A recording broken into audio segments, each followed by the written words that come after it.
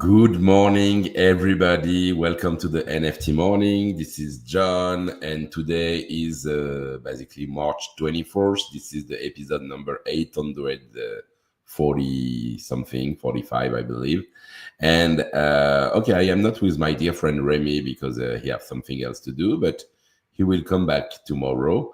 And today I'm super excited because basically I have the chance to be with Bay Beckner. Hi, Bay. How are you? I'm really well. How are you, John? Doing great, doing great. So basically, Bay, you are basically in charge of artists, art curation at Decentraland, and supervising also the Metaverse Fashion Week project. And I'm pretty sure that you're doing a lot of things at Decentraland. How would you summarize what you're doing basically in the organization? Yeah, that's basically spot on. So I'm head producer and curator at the Decentraland Foundation, which means I'm responsible for all the big events that the foundation puts on. So that includes Metaverse Fashion Week, Decentraland Art Week, Decentraland Music Festival, and all the fun events in between, like Decentraland Prom, Land Party, all of these good stuffs that's happening over to the next year. Wow, so lot of parties. A lot of fun.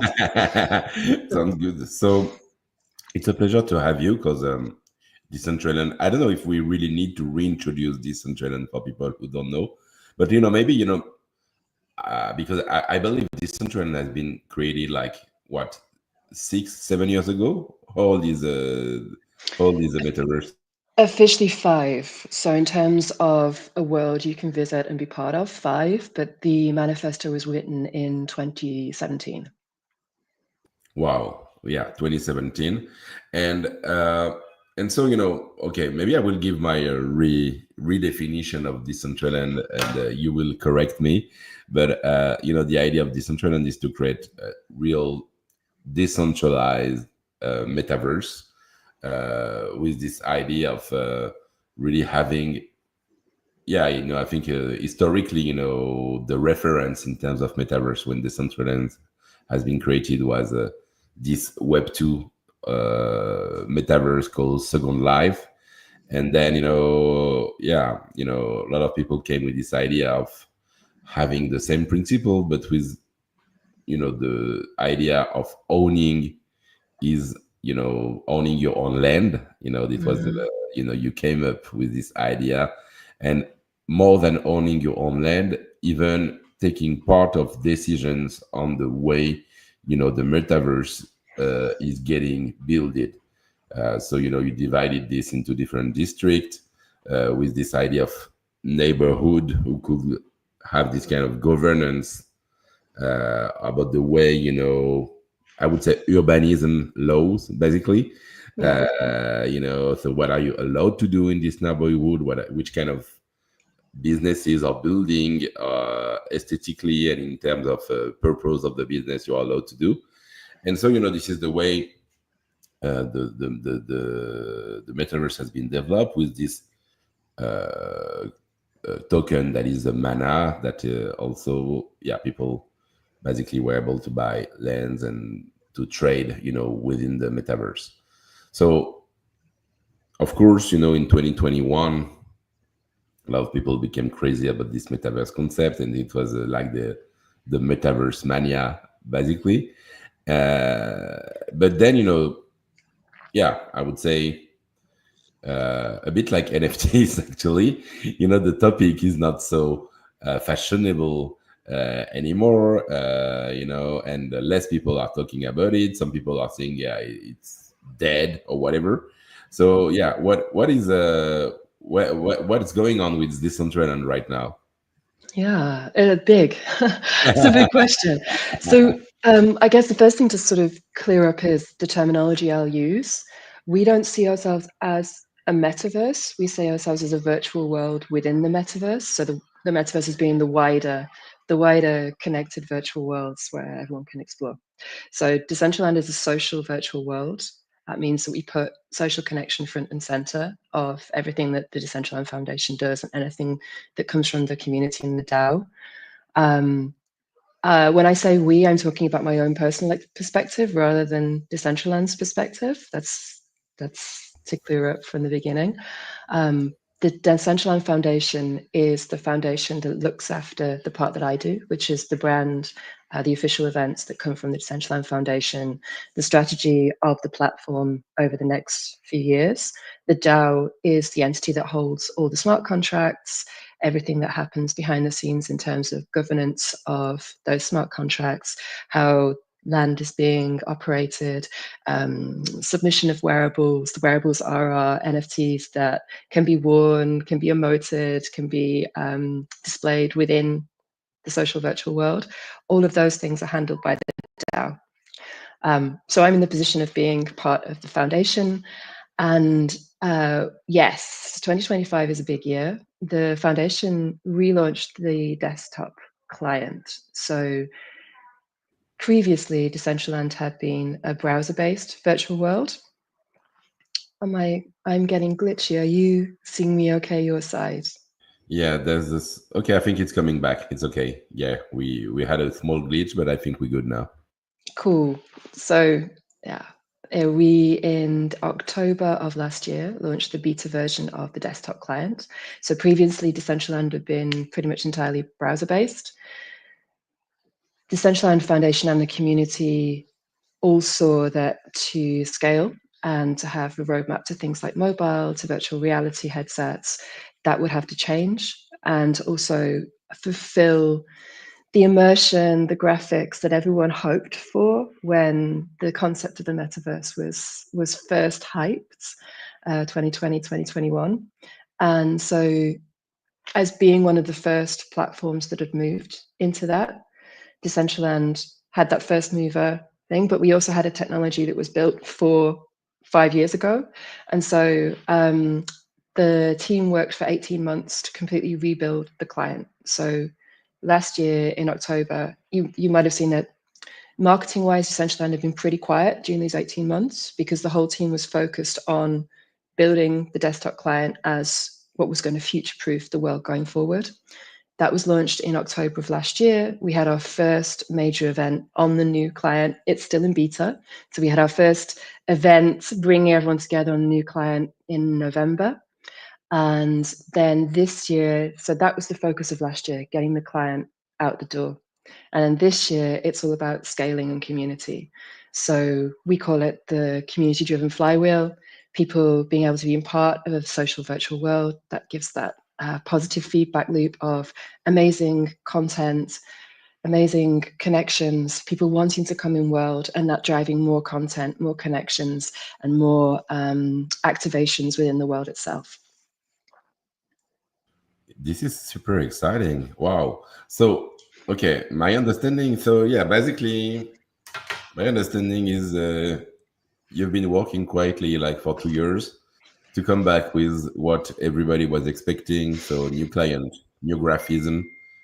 And have you mentioned VR also? So there are projects on the community side and also on foundation side. The community has been working with VR through things like a Godot client for, I think, about 2 years. But it was understood that for the client itself that was coming out of foundation to be able to roadmap into headsets, the browser-based thing would have to change. Like, it wasn't the frame rates weren't responsive enough, the experience wasn't stable enough. And so the client was the first step of going, okay, we know this is towards the future. It's not happening yet. The take-up isn't, I teach emerging tech, so it's this kind of feeds in both sides, that monitoring it for my my emerging tech students as well, going, okay, when is this pivot point? When is this gonna be an important decider for everybody? It's not there yet, but foundation made the decision this would have to be roadmapped. And so the client was the first step, saying this is on our roadmap. The client's going to be the thing that's actually going to take us there. Okay, I think it's super interesting because also, Decentraland have always been, I would say, something very different in the space with this also, because the community have a very strong importance. Now I see that the foundation also is doing a lot, but I think the the decentralism, the Taoism ethos is very strong in your culture, and a lot of initiatives, have been pushed, by the community, have been developed by the community, and okay, we'll come back to that, but sometime maybe also it was maybe it's difficult, hard, for people to understand well, because when you have a classical company, you see the head of the boss, and what the boss is saying is basically the strategy of the company. But with a decentralized organization, of course, yeah, everything related to communication and to strategy, even there is one, but of course, things are getting slower. Is it like the fact that the foundation has been working on all of this, is it also a way for the foundation to take a bit the lead also on the project? That's a really good question. I think I've been on both sides. So I started off as being a DAO person. Before I was in foundation, I was DAO.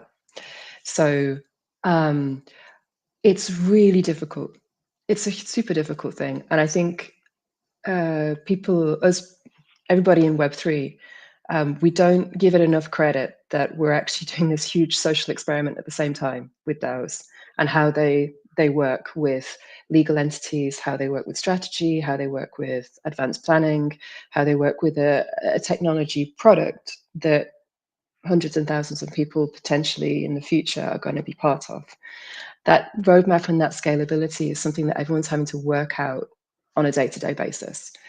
It's extremely exciting, but it's extremely messy, and it's something that I know a lot of people involved with Decentraland actually became part of the whole community because of the DAO and wanting to be part of this experiment to see what outcomes can come from that kind of collaboration. And the answer is a lot. And we see an incredible amount of innovation coming from both sides. Communication hasn't always been easy between those two sides, and it's something that is continuously being worked on because you have a lot of passionate people on both sides that have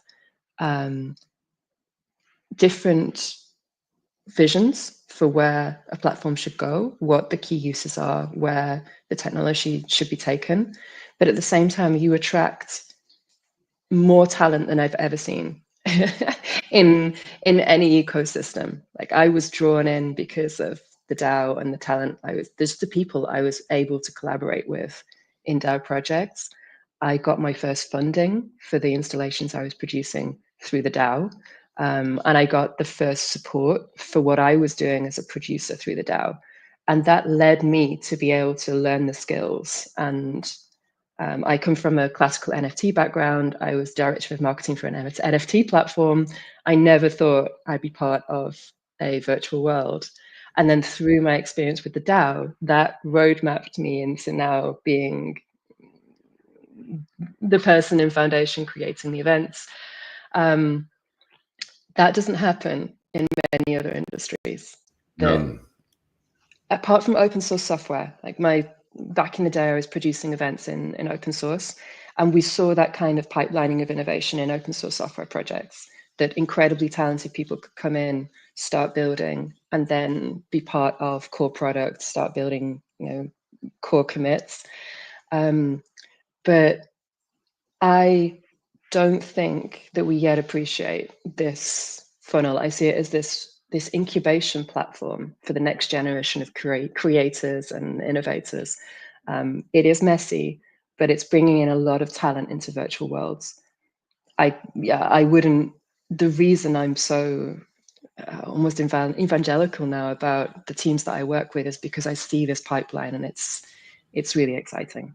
No, I understand. It's been attracting a lot of talent, and you mentioned this social experiment topic, and I think it's a big topic, and we will talk about the because the topic also, the idea is to talk about the Metaverse Fashion Week and all the other events you're organizing, and we will talk about it also. But yeah, this topic is special. It's a really, really strong topic, the fact, this social experiment that we are doing. And I think you mentioned that, we are basically, a lot of people are trying to change the way organization work together. And of course, you cannot change a few thousand years of pyramidal organization in few days. It's a lot. It's not, the issue is not technical. It's really human R&D in a way, R&D about how human are working, how political organization or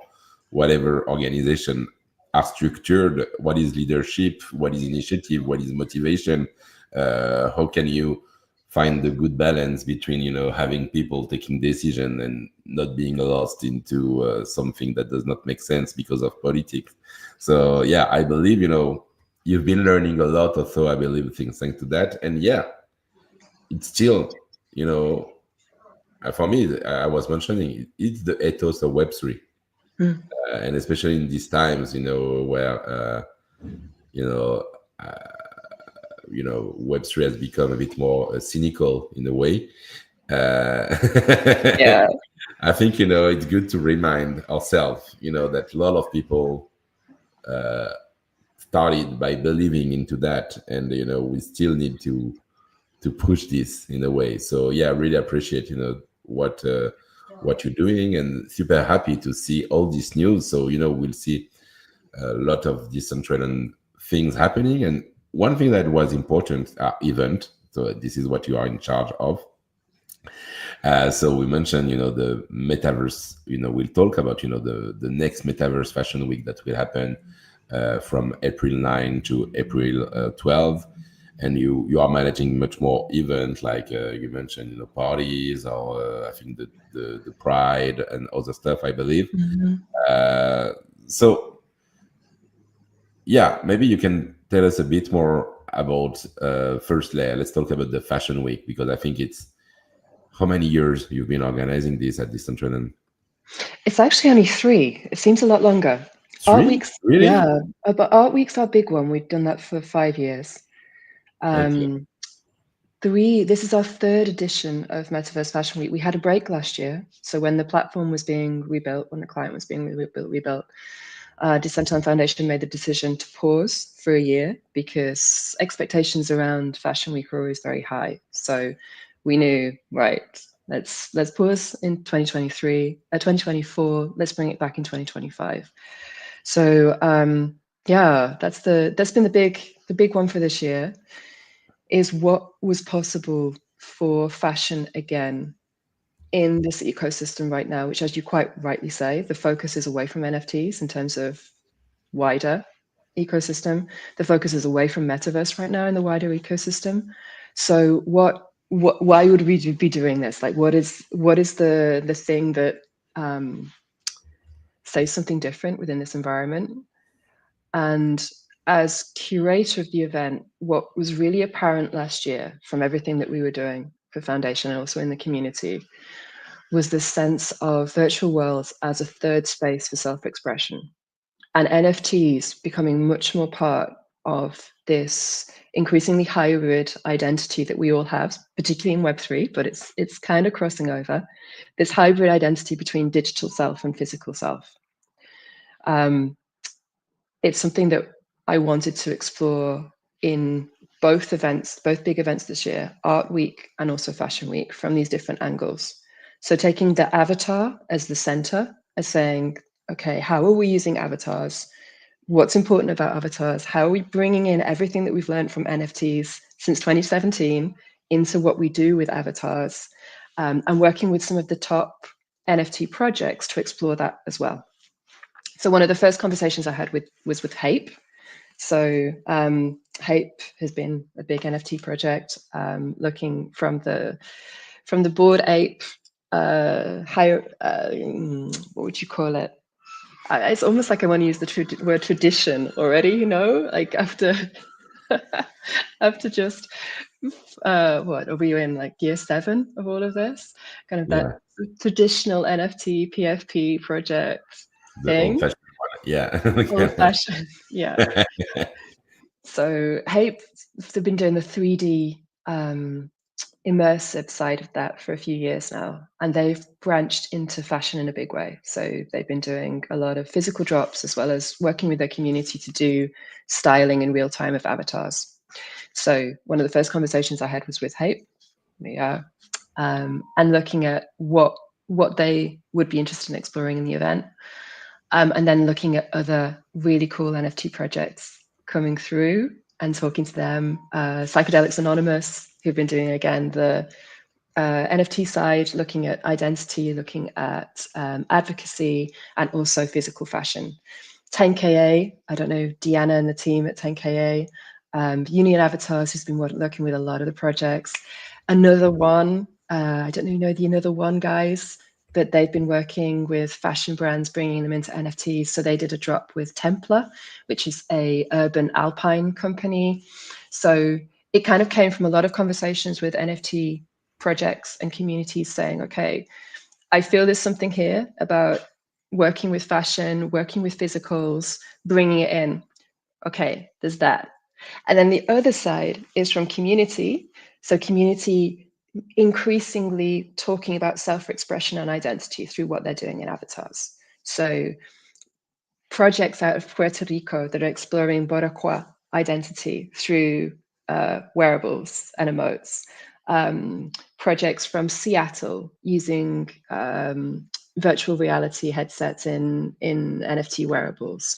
An illustrator that works in XR using the same iconography through physical fashion into XR environments. So these really cool teams doing a lot of experimentation about this crossover between digital and physical, Wow. XR, AR. But just Yeah. to understand, because okay, now I see, like, of course, the metaverse fashion week will happen in Decentraland, but not only, if I understand well. Because when you're mentioning X, of course, I can expect to see different experiences all along the 3 days and some event and some things happening.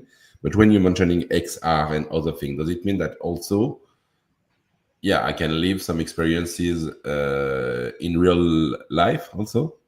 Well, it's a good question. So, because we curate in a very decentralized way, I give space to teams. So, anyone that gets in touch with me and pitches a project and says, I would really love to bring this to Fashion Week, I work hard for the answer to be yes, like in all cases.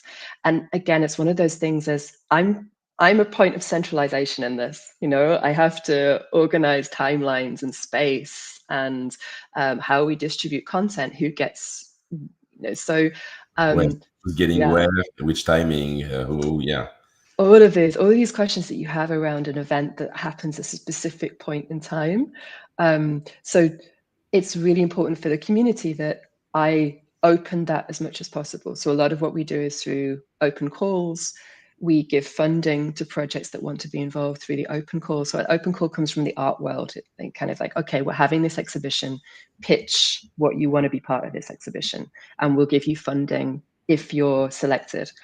I don't select. We always put a jury together to keep me out of those conversations. Again, as this sort of non-centralized point.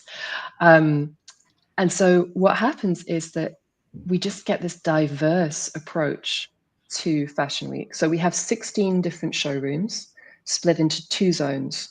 One about augmented selves. So the whole theme of the whole thing is called Infinite Identities.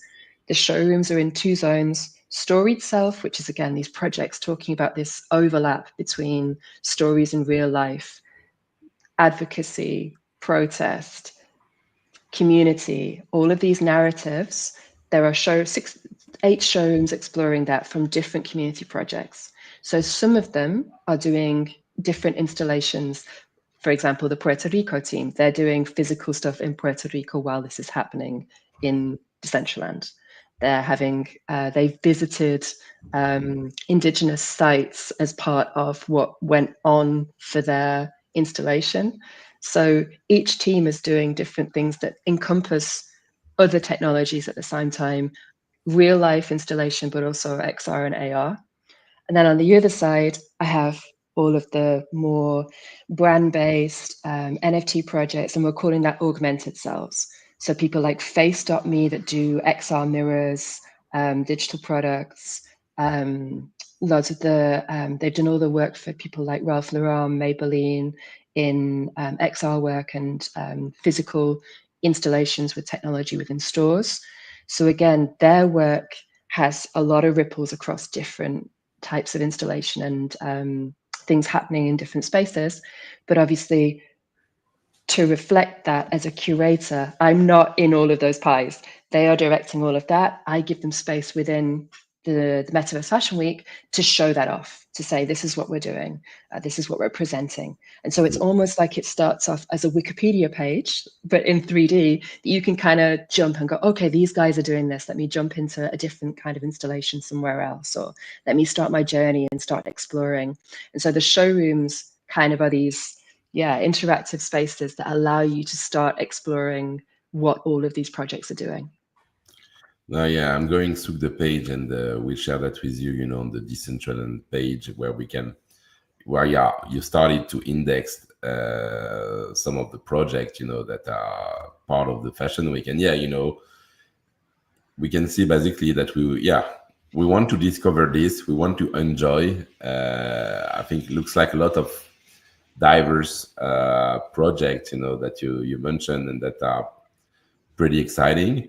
I wanted to know, are there some specific moment, like a real, I think you will publish kind of an agenda, Yes. some moment where all the crowd are together for a party or something like this? Yes. So there are 6 interactive runway shows. So they will be big highlights.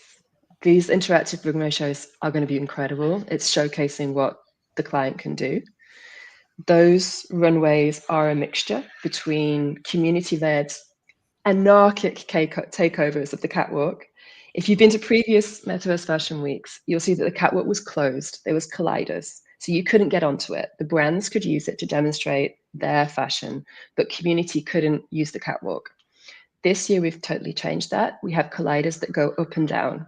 So for the Ah, brand shows, so for brands, we can say, no, the catwalk is yours, because in the in virtual worlds and metaverse, it's crazy. We can produce something and it becomes a pole dancing flash mob.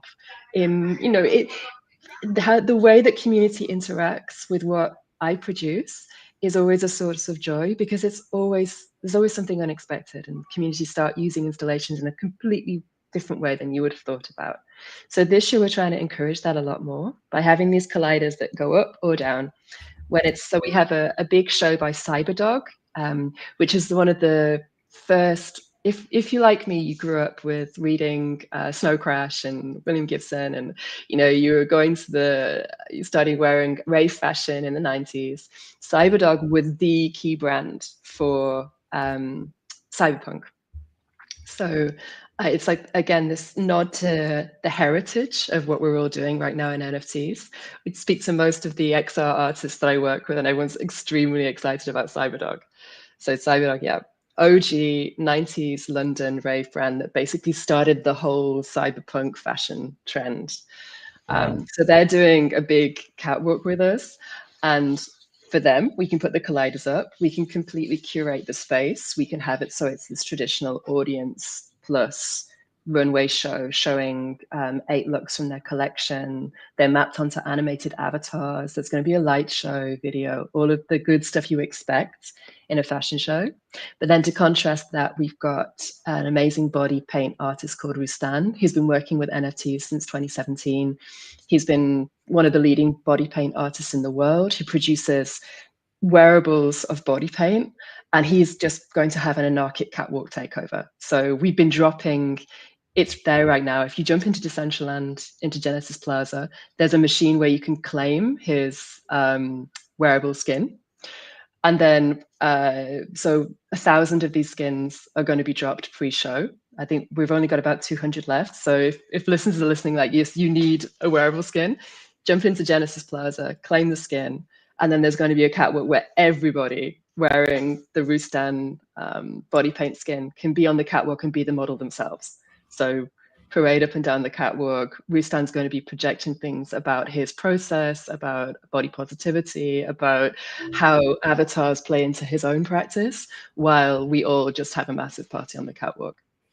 Wow. Yeah, that looks super exciting, and yeah, can't wait to see it. So, and I see the passion and the way it's organized, and I think it's interesting to mention also, because I think there are some ingredients that are part of an event. I would say on this Decentraland, the one that you mentioned, actually, it's kind of giveaways.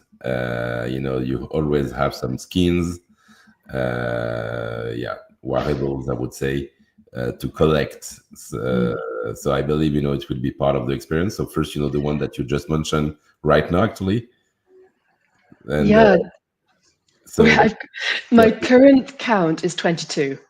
So there's 20, community. Okay, 22. Yes, it always goes up before events, because what happens is people producing the showrooms see that other showrooms have created wearables about their work. And suddenly I get a snowball of people saying, have I still got time to drop an NFT wearable? I And see. usually the answer is yes. So at the moment I'm on 22. That ranges from, there's an amazing digital designer called Jess Weissman. She's done work with Doja Cat, Snoop Dogg, Lil Nas. She's dropping her first ever NFT wearable at the show. She's made an amazing showroom, super cool, around her 3D design company that she's just launched called FigureGot. First ever wearable she's dropping in there. It's awesome. We've got wearables by Hape. We've got exclusive wearables by 10KA. Gosh, who else? SVD Denim, a new denim brand coming out of Ukraine. They've done their first, we think it's the first ever prosthetic wearables, looking about the importance of adaptive fashion, particularly in the world right now. So amazing collectible piece that's going to be there, again, able to claim from the SVD Denim showroom. It's 22 right now that I know of. But we're Okay. also producing the catwalk shows, and many of those will be minted as well as NFTs. Okay, so yeah, I can. Okay, so yeah, a lot of things to collect and limited editions for some of them, I believe. So Yeah. first in, first served, basically. You mentioned also brands, and so you mentioned also some of them that yeah, that took part of it. Like a Cyberdog, for example. The I would say I remember that during the metaverse craziness, a lot of legacy brands. I don't know, maybe like Gucci, Adidas, or whatever were Mhm. involved in this. Do you still have relationship with these brands right now? Yeah, we still have open conversations. The question for both sides is why right now? And that's been an interesting conversation to have with those brands. And for a brand, so for example, Free the Youth is one of the other catwalks this year. And Free the Youth are a exciting urban brand out of Ghana, and they are working to raise the profile of African youth creativity. So they've been featured in Vogue. They've had big spreads in High Sobriety. Like they're a big thing in urban streetwear right now. For them, it completely makes sense because they want to understand NFTs. They want to understand what this world is, and they also have a message that they want to share. So Web3 for them is complete fit. It's like, okay, we understand the importance of NFTs. We want to start onboarding ourselves into this. We can work with someone like Decentraland Foundation to start understanding that in terms of NFTs. And we get the reach of 160 countries, which Decentraland touches in terms of our audience. For a brand like an Adidas, which Decentraland Foundation worked with in 2023, the question is a little bit difficult right now because in terms of more mainstream perception of NFTs and metaverse, the question is when would they make a move back into it again?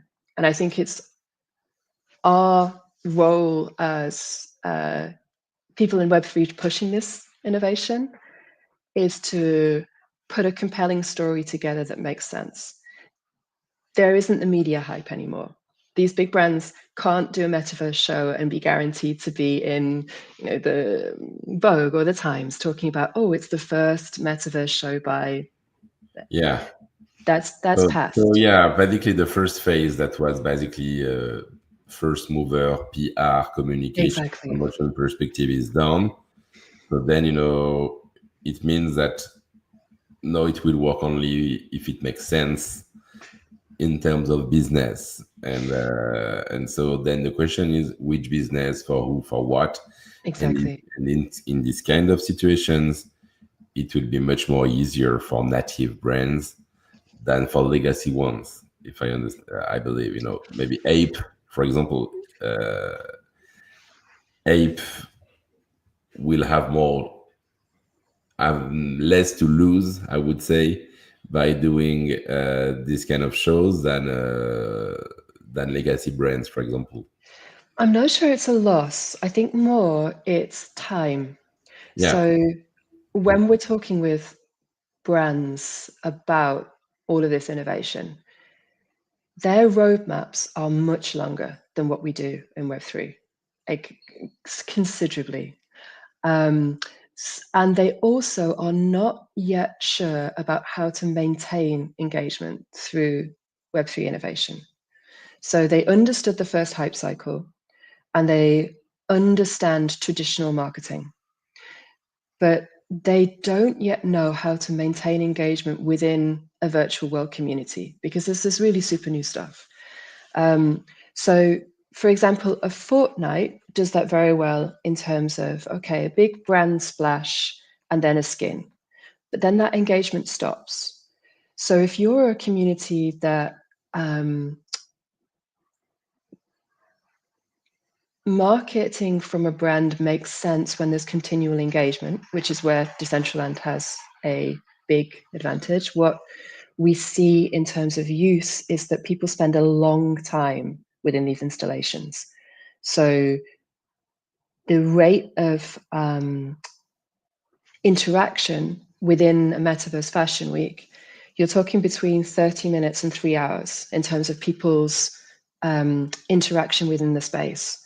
So they don't want a brand that's just going to drop one thing and then disappear. They really want a brand who understands continual engagement, continual conversation, being part of the community, even just small interaction within the socials. And so from everything I've done so far with Decentraland, the the people and the brands that get this stay and work with us as kind of committed collaborators in terms of the community because they see what that brings just in terms of direct feedback, in terms of real brand engagement, user generated content, the time that people spend within an installation learning about the brand, exploring what they're doing. It's not something you get in other worlds, but you have to be part of that community right now to kind of get it. So Hape is a great example that they've been with us for 2 fashion weeks previously and understand because they have their own Web3 community, they understand that level of engagement that we need to have in Web3. That we kind of cliche that community is everything, but that is what it is. Like Web3 is a community, and traditional brands don't yet get it. They're watching still, and they're learning, and they're really trying to understand what it is. But it's a big leap from a traditional marketing department of a newsletter, a drop, to understanding actually you have to be really available and really within the community to really have those very valuable conversations and connections. makes sense. That makes sense. So that's so yeah, 22 collectibles. We mentioned the brands who are joining. We mentioned basically, yeah, the six catwalk that will happen, the different events that will be some the not miss moment, and so yeah, the best way for people to experience it. So you mentioned, you have a web version. Mhm. No, you have a desktop version that is a new desktop. You still have the desktop version that is available. So the desktop is the new one. So Okay. it's downloadable. So just like a Fortnite, a video game, you download it. You can download it from most web gaming platforms, or just directly from the website. So decentraland.org, hit that, it downloads Mac and Windows versions. And yes, browser you can still access, but you don't get the same experience. So it's very much the version that you would have seen 18 months ago. For the new version, it's the client itself. I see. I see. So yeah, just downloading also on my hand. So yeah, I just got it from the website on my Mac basically. And actually, we have also this question from Christoph. What about mobile? Basically, yeah, you've been. I think it was in the roadmap at the moment or something. Oh, Decentraland just launched. Yeah. Okay. Sorry, now I'm lost in the game. And it's It's going okay. full screen directly. Okay, I will close this and right now so we can keep going. But I will play just after one. Sorry. So yeah, no, about mobile. Yeah, it's a good question. It's not something I can talk about because the official roadmap hasn't been released this year in terms of mobile, but it's something on the Decentraland Foundation side, and it's also on the community side right now. Oh, so we may have a mobile version some maybe later this year. It's no, again, it's not something I can say. It's not something I can. No, not. I Okay. can't. No, it's not something I can talk about. Okay, that, but okay. So you people are working on it. It's like no, I It's can't talk it's part about of it. I'm it's afraid. part of it's somewhere in yeah, people are thinking about it. I think Yeah, but and again, remember that there's two sides. There's DAO and there's foundation. yeah, So yeah, that makes sense. Makes sense. And okay, so the next event happening in the Metaverse Fashion Week, then what's next? What's Mm. next for you, Bay, this We'll year? just actually come back to how people can access Fashion Week. Yeah. So we know that a lot of people are on the move and we don't have mobile yet. So what we started doing is actually broadcasting live from World across all the socials. So we have a lot of community members now that if they can't make it in World we have panel discussions as well. So we have people like Harper's Bazaar Australia, Hyperallergic, Instituto Marangoni in Miami, Paris Fashion Institute, they're speaking on panels around Metaverse Fashion Week. So what we tend to do for big catwalks and the panel discussions is we stream them across the socials as well. So if you want to watch it on YouTube, you can, on X, on LinkedIn, or you can dive in World and there's big screens showcasing them at the same time. So kind of integrating the world with the socials so that, yeah, we don't miss people. If you're in the office and can't be in, you can kind of be on your phone watching it live. You don't have to jump into the world itself. I see. Wow. And so you mentioned, so yeah, I think so there are different ways to join your computer, your web browser, and just on social media by watching and commenting what's going on. You mentioned the first time last year it was not happening, so 2 years later. Is it because you've been rebuilding the tool? Is this Metaverse Fashion Week the first big event that you are reorganizing? Since you refactored Decentraland. The first test one was Music Festival last year. So we Okay. had people like San Holo. I don't know if you're an EDM fan. People like Yeah. San Holo, Whipped Cream, Wow. Matzo. Yeah, it was super cool. Like headlining the first festival, which was Music Festival after the client launch. That meant that we could um, secretly. we Wow. didn't we didn't say San Holo be part of our test, obviously, but it was very much okay. We're going to work with some big artists. We're going to get the crowds in. We're going to see what happens with the client before we commit to the 2025 event schedule, because that when something is in beta, things can still jump when you bring hundreds of people together in one place in a virtual realm. It was great. It was great. So the dev team have been amazing, resolving anything final that we saw out of Music Fest, and now Metaverse Fashion Week is the first one where marketing is back up again. we're working with a lot more external collaborations and partnerships to bring something together to showcase what we can do in terms of the client now. Then from that, we're starting something called Creator Connect, which is a big collaboration program to work with some of the top 3D artists in the world to look at generating more immersive content than we've had before in terms of land in Genesis Plaza, to then launch the outcomes of that project in Art Week, which is in September. Wow. Okay, that's super exciting to see all this energy and all these projects that are coming up. So yeah, just to remind people. So yeah, the next fashion week will happen. So on, from April 9th to April 12th. Yes. So you can save the date and basically go on the Decentraland, which have the link with all this teasing, that has been done with, yeah, these all these experiences, that will be available. I don't know if you do. We need to share anything else, Bei?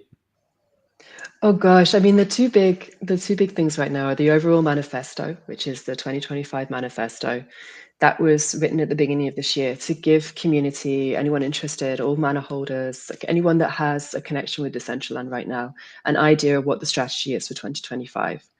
And that's that big strategy of increasing engagement, increasing content, and then that being this virtual cycle of bringing people in worlds and engaging and seeing what's possible.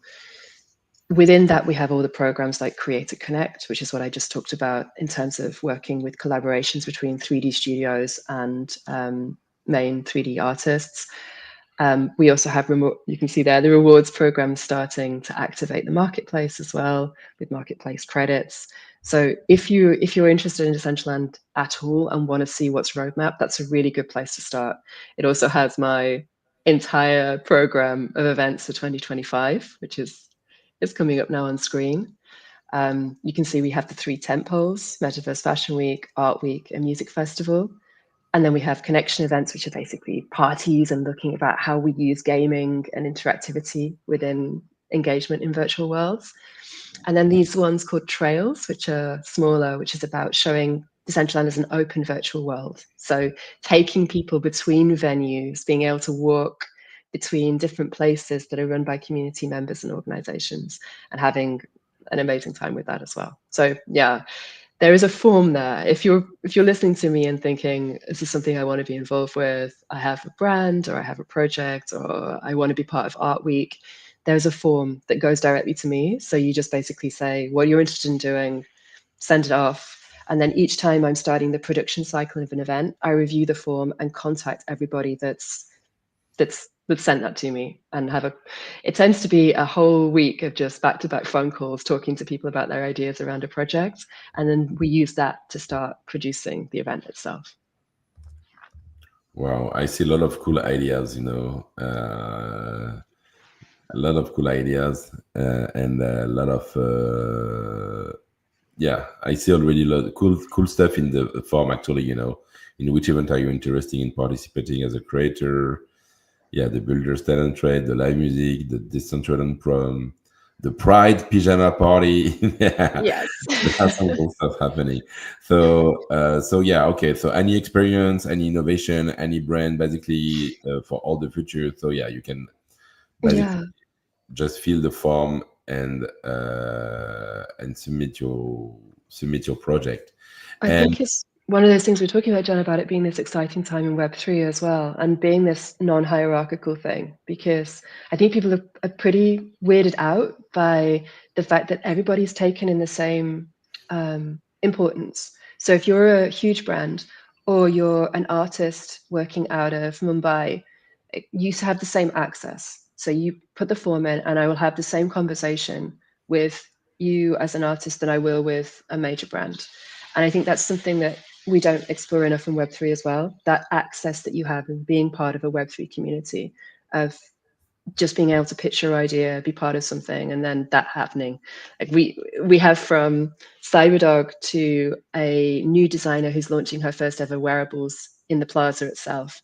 And we get as much inspiration, joy, innovation by working with all that range of people being part of events within virtual worlds. I see. And I see also in the manifesto that you have a strong, direction that is now growth and people onboarding.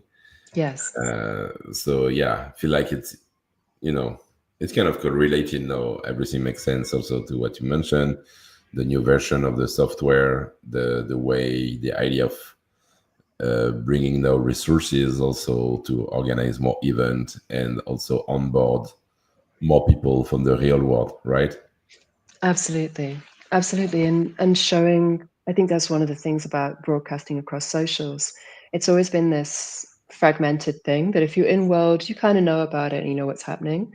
Whereas even a lot of manor holders, like they maybe haven't gone into world since, gosh, hype 2020, 2021. And so being able to broadcast that and show what has changed and show what's possible right now. I know every time that I speak at conferences and show this, I get people coming up to me afterwards and going, I did not know this is possible right now. And that's a pretty awesome position to be in. It's amazing. No, thank you very much, Bay. That's super exciting, and I will take part of the next event personally, and super excited to join. And now I need to thank you, and can't wait to see everything that you've been cooking, for 2025. Just for people who are following the NFT Morning also every day, just wanted to let you know the agenda of the week. Tomorrow we have the chance, we'll be with Robert Alice, actually, who have a new exhibition at La Monnaie de Paris. So we will have the chance to chat with him. And then we have a big collector called Archivist on Wednesday. On Thursday, we'll be with the exchange Swissborg, and they will talk about what they are doing in Web3. And finally, on Friday, we talk about gaming with the Bryant Crypto Project, who are doing jewelries and into their game. And so we'll have an interview with them. So, Bay, thank you very much. Have a great day. I'm pretty sure you have a lot of things to work on, for the next Fashion Week. So, can't wait to be there.